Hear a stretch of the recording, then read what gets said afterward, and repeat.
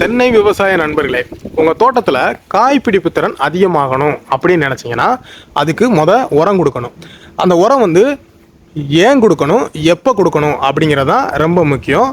இந்த தோட்டம் எங்கே அமைஞ்சிருக்கு அப்படின்னு பார்த்தீங்கன்னா உடுமலைப்பேட்டை வட்டம் இலுப்பை நகரத்தில் வந்து அமைஞ்சிருக்கு. இந்த தோட்டத்துக்கு உரம் வந்து எப்போ கொடுக்கணும், அது எப்படி கொடுக்கணும் அப்படின்னு ஒருத்தவங்க வந்து வடிவமைச்சு கொடுத்துருக்காங்க. வட்டம் இங்கே உரம் கொடுக்கும்போது உங்களுக்கு நாங்கள் வீடியோவாக போட்டுட்ருக்கோம். அந்த உர மேலாண்மை செஞ்சு கொடுத்தவங்ககிட்ட வந்து நாம் ஏன் இந்த தோட்டத்துக்கு இந்த உர மேலாண்மை வந்து செஞ்சு கொடுத்தீங்க அப்படிங்கிறத பற்றி நாம் கேட்க போகிறோம். வாங்க பார்க்கலாம்.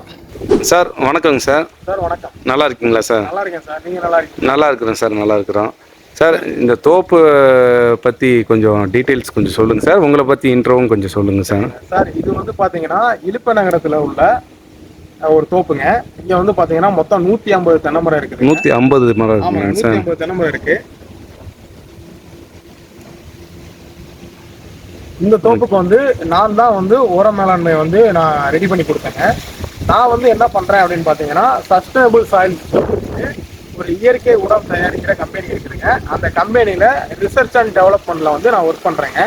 எங்களுக்கு வந்து soil test and water test வரும்.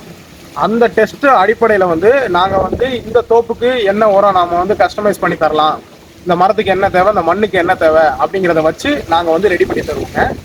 இந்த தோட்டத்துக்கு வந்து நம்ம தாங்க உரம் மேலாண்மை வந்து பண்ணி கொடுத்துருக்கோம் சார். இப்போ அந்த சாயில் டெஸ்ட்டு வாட்டர் டெஸ்ட்டு சொல்கிறீங்களே சார், அது என்ன விஷயங்க சார்?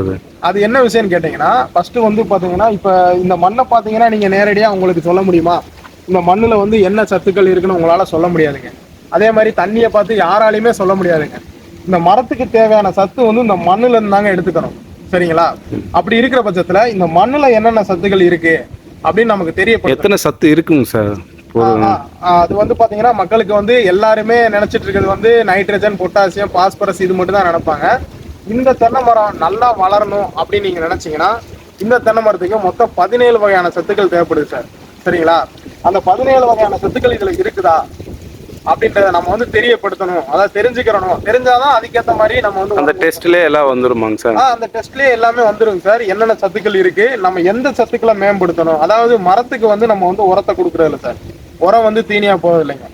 அந்த உரத்தினால வந்து என்ன சத்துக்கள் மேம்படும், அந்த தேவையான சத்துக்களை மட்டும்தான் சார் அதை எடுத்துக்கிறோம். சரிங்களா? அதனால நம்ம அடித்தளத்தை வந்து ரெடி பண்றதுனாலதான் சாயில் டெஸ்ட், வாட்டர் டெஸ்ட் வந்து நம்ம எடுக்கிறோம். வாட்டர் டெஸ்ட்ல அதுல என்னங்க சார் பார்க்கலாம்? நம்ம வாட்டர் டெஸ்ட்ல வந்து பாத்தீங்கன்னா இது உப்பு அதிகமா இருக்கா, இல்ல வந்து பாத்தீங்கன்னா உங்களுக்கு காரத்தன்மை இருக்கா, அந்த மாதிரி விஷயம் வந்து நம்ம கண்டிப்பா தெரிஞ்சுக்கணும் சார்.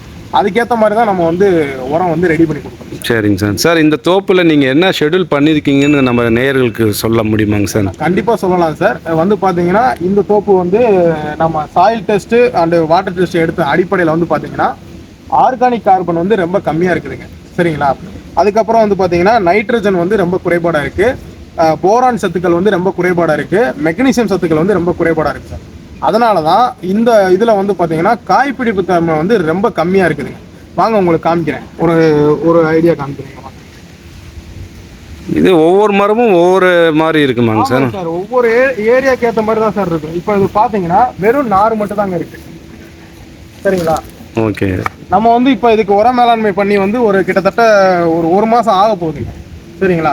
முதல் ஷெடியூல் வந்து இதுக்கு என்ன கொடுத்தேன் அப்படின்னா நைட்ரஜன் சத்து கம்மியாக இருக்கிறதுனால நம்ம வந்து மீன் அமிலம் வந்து இதுக்கு ப்ரிப்பேர் பண்ணிட்டோம்.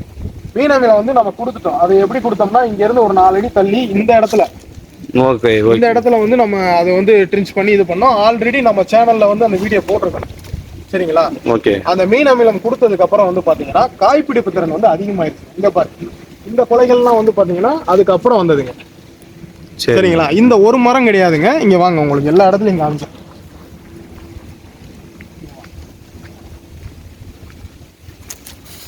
இந்த பாத்தீங்களா? ஆமாங்க. இதெல்லாம் அதுக்கப்புறம் வந்ததுங்க. இதான் இங்க உள்ளுக்கு இருக்கும், அங்க இருக்கு பாருங்க. ஓகே. அங்க இருக்கு பாத்தீங்களா சார்? இப்போ எனக்கு ஒரு கேள்விங்க சார். சொல்லுங்க. இப்போ நம்ம டெஸ்ட் எடுத்தோடனே ஃபர்ஸ்ட் ப்ரிஃபரன்ஸ் வந்து மீன் அமிலமாங்க சார்? இல்லைங்க, நம்ம என்ன சத்துக்கள் கம்மியாக இருக்கோ அந்த சத்துக்கு ஏற்ற மாதிரி தான் நம்ம வந்து உரம் கொடுக்கணும். உரம் வந்து நம்ம விற்கிறது வந்து நம்மளோட நோக்கம் கிடையாதுங்க. சரிங்களா? எந்த சத்து குறைபாடு இருக்கோ அந்த சத்துக்கு ஏற்ற மாதிரி நம்ம கொடுத்துறதுங்க. இங்கே வந்து நைட்ரஜன் சத்து வந்து இனிஷியலாக தேவைப்படுச்சுங்க. காரணம் என்னன்னா கொலைகள் வந்து, அதாவது பாலைகள் வந்து நிறைய வந்துச்சுங்க, குரும்பைகள் வந்து கொட்டிக்கிட்டே இருந்துச்சு. அதை தங்க வைக்கணும் அப்படின்னு நினைச்சா நம்ம வந்து நைட்ரஜன் சத்து தான் கொடுக்கணும். இப்போ மீன் அமிலத்தில் வந்து பார்த்தீங்கன்னா அமினோ ஆசிட்ஸ் வந்து இயற்கையாகவே இருக்குதுங்க, நைட்ரஜன் சத்து வந்து அதிகமாக இருக்கு. அதனால குரும்பைகள் வந்து உதிராதுங்க. அதனால தான் இந்த தோட்டத்துக்கு வந்து எடுத்தோடனே மீன் அமிலம் வந்து கொடுத்தாங்க. அதுக்கடுத்து வந்து பார்த்தீங்கன்னா 15 நாள் கேப் இருக்கு. 15 நாள் கேப் இருக்கு. நாம வந்து எருக்கு இலை கரைசல் வந்து கொடுக்குறோம். சரிங்களா? எருக்கு இலை கரைசல் வந்து இங்கே வாங்கலாம். நாம வந்து தோட்டத்திலே வந்து பண்ணி கொடுத்துருக்கோம். சரிங்களா? தோட்டத்திலே பண்ணி அங்கே ரெடி பண்ணி வச்சிருக்கோம். நம்ம வந்து இன்னைக்கு கொடுக்க போறோம். இது நீங்க இருக்கிற கரைசல் வந்து நீங்களே ரெடி பண்ணி? ஆமாங்க, எருக்கு இலை கரைசல் வந்து நம்மளே ரெடி பண்ணி கொடுத்துருவோம். இதுவுமே நம்ம சேனல்ல வந்து ரெடி பண்ணதை வந்து ஒரு வீடியோவா போட்டிருக்கேன். ஆமாங்க, போட்டிருக்கேன். நான் வேணா டிஸ்கிரிப்ஷன்ல அதோட லிங்க் எல்லாமே தரேங்க, அதையும் நீங்க போய் பாருங்க. அது எத்தனை நாள் ஊறணும் சார்? இது வந்து குறைஞ்சது வந்து ஒரு 8 நாள் ஊறணும். சரிங்க சார், சரி. எருக்கு இலை கரைசல் போட்டு ரெடி பண்ணி வச்சிருக்கேன். இது ஏன் அப்படின்னு பாத்தீங்கன்னா நமக்கு வந்து போரான் சத்து வந்து ரொம்ப கம்மியா இருக்கு. போரான் சத்து வந்து ரொம்ப கம்மியா இருக்கிறதுனால இது வந்து கொடுத்தோம்னா போரான் மெக்னீசியம் ரெண்டுக்குமே வந்து இந்த எருக்கு இலை கரைசல் வந்து ரொம்ப நல்லதுங்க. அந்த காய் பிடிப்பு திறனை வந்து நிக்க வைக்கிறதுக்கு நைட்ரஜன் சத்தும், அதுக்கப்புறம் வந்து பாத்தீங்கன்னா இப்ப இந்த பாலையில காய் நின்றுருக்கு அப்படின்னா, சரிங்களா, சரிங்க, இது வந்து அப்படியே உதிராம இருக்கிறதுக்கும், சரிங்களா, இது வந்து உதிராம இருக்கு. அங்கே பாருங்க, இங்க தெரியும். ஃபர்ஸ்ட் வரும்போது இந்த கம்ப்ளைண்ட் தானே சார் சொல்லிருக்கீங்க? ஆமா, ஃபர்ஸ்ட் வந்தோன்னே இந்த மாதிரி வெறும் நார் மட்டும் தாங்க இருந்துச்சு. சரிங்களா, இந்த மாதிரி நார் மட்டும் இருந்துச்சு சார். இதுல நல்ல டிஃபரன்ஸ் தெரியுதுங்க சார். இதுல டிஃபரன்ஸ் தெரியுங்க. எல்லா மரத்துலயும் பாருங்க. இப்போ இந்த இயற்கை இலை கரைசல் நம்ம கொடுத்துட்டோம் அப்படின்னா இந்த காய் உதிர்றது எல்லாமே நின்றுங்க. சரிங்களா, அதனாலதான் 15 நாள் கழிச்சு நம்ம வந்து இயற்கை இலை கரைசல் ரெடி இது பண்ணிருக்கோம். அதுக்கப்புறம் வந்து பாத்தீங்கன்னா வேற இன்னும் சுறுசுறுப்பாக்கணும், காய் பிடிப்பு திறனை வந்து இன்னும் அதிகப்படுத்தணும், சத்துக்கள் உறிஞ்சுறத வந்து இன்னும் அதிகப்படுத்தணும் அப்படின்றக்காக 21 நாள் கழிச்சு நாம வந்து பஞ்சகாவியா வந்து கொடுத்துருக்காங்க. ஏங்க சார், அது இன்டர்வல் விட்டே தான் ஆகணுமா? அது கண்டிப்பா இன்டர்வல் விடணுங்க. ஏன்னா ஒரு நம்மளே வந்து இப்ப 3 நேரம் சாப்பிட்றோம், அதுக்கு தேவையான இன்டர்வல் இருக்குது பார்த்தீங்களா? அப்போதான் அதுல இருக்கிற அந்த சத்துக்கள் எல்லாமே நம்ம உடம்புக்கு போய் சேருங்க. அந்த மாதிரி தான் ஒரு தென்னை மரத்துக்கும் ஒரு உரம் கொடுக்குறோம் அப்படின்னா சத்துக்களை எடுக்கிறதுக்கு வந்து தேவைப்படுங்க. நான் எப்படி பார்த்தீங்கன்னா இந்த மாதிரி களைகளே இருக்கக்கூடாதுங்க. உங்களுக்கு நல்லா தெரிஞ்சுங்க நேயர்களே, நீங்க பாப்பீங்க இந்த மாதிரி களை இருந்துச்சு அப்படின்னா நம்ம கொடுக்குற சத்துக்கள் இந்த களைகளை எடுத்துக்கிறங்க. இந்த பண்ணைக்குள்ள வந்து பாத்தீங்கன்னா களை இல்லாம நீங்க வந்து பாத்துக்கங்க.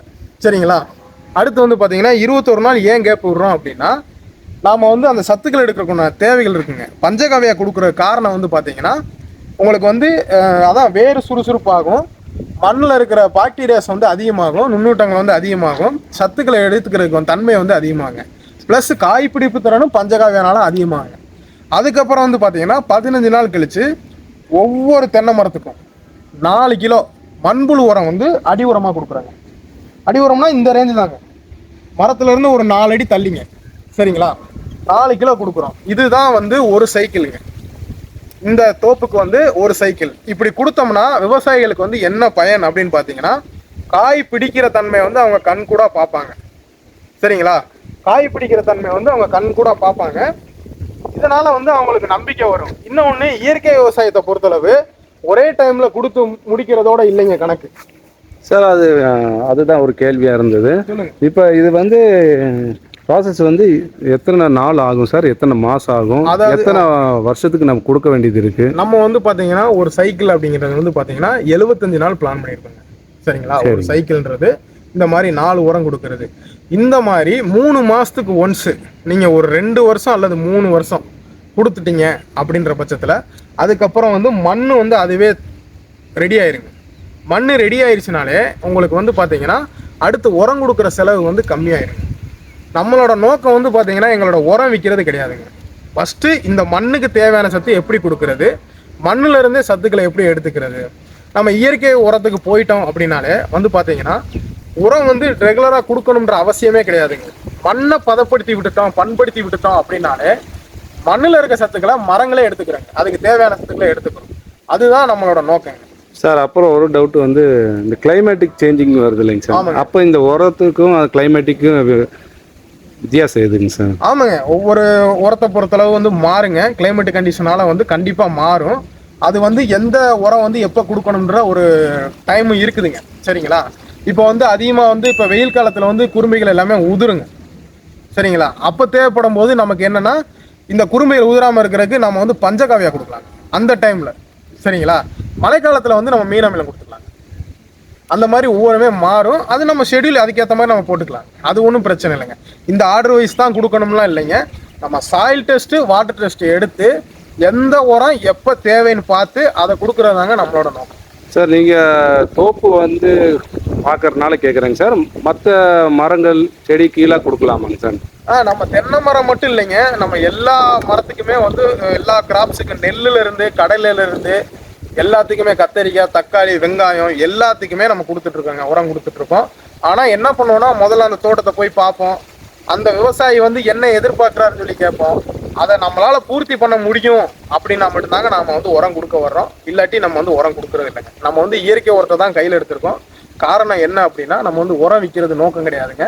சரிங்களா? மண்ணை வந்து ரெடி பண்ணணும். அதாவது நம்ம நாட்டு ரக விதைகளுமே வந்து நம்ம வந்து கொஞ்சம் டெவலப் பண்ணிட்டு இருக்கோங்க. நாட்டு ரக விதைகள் வந்து ஏன் அப்படி பண்ணிட்டு இருக்கோம் அப்படின்னு பார்த்தீங்கன்னா, நாட்டு ரக விதைகளை பற்றி இப்போ விவசாயிகள் வந்து ரொம்ப மறந்துட்டாங்க. அதையும் இதோட சேர்த்து நம்ம வந்து ஃப்ரீயாக கொடுத்துருக்கோம். சரிங்களா? இப்போ இந்த தோட்டத்துக்கு நான் உரம் கொடுக்க வந்திருக்கேன் அப்படின்னா, இந்த தோட்டத்தில் வந்து நான் ஒரு நாட்டு ரக விதைகள் வந்து நான் இலவசமாக கொடுத்துட்டு போவேன். அதே மாதிரி உங்கள் தோட்டத்துக்கு வந்து நான் உரம் கொடுக்க வர்றேன் அப்படின்னா உங்களுக்கு நான் நாட்டு ரக விதைகள் வந்து இலவசமாக கொடுத்துட்டு போவேன். ஏன்னா நாட்டு ரக விதைகள் வந்து நம்ம மறந்ததுனால நம்மளோட சந்ததியவே மறந்துட்டு வந்துட்டு இருக்கோம். நம்மளோட வரலாறு எல்லாத்தையுமே மறந்துட்டு வந்துட்டு இருக்கோம். அதனால நாட்டு ரகங்களை பற்றியும் கொஞ்சம் அறிவு வேணும் அப்படின்றதுனால நம்ம அதையும் ஒரு விஷயமா எடுத்து பண்ணிட்டு இருக்கோம். சரிங்க சார், தேங்க்யூ சார். எல்லா கேள்விகளுக்கும் பதில் சொன்னீங்க. ரொம்ப நன்றி. நன்றிங்க சார். நன்றி நன்றி. நன்றி.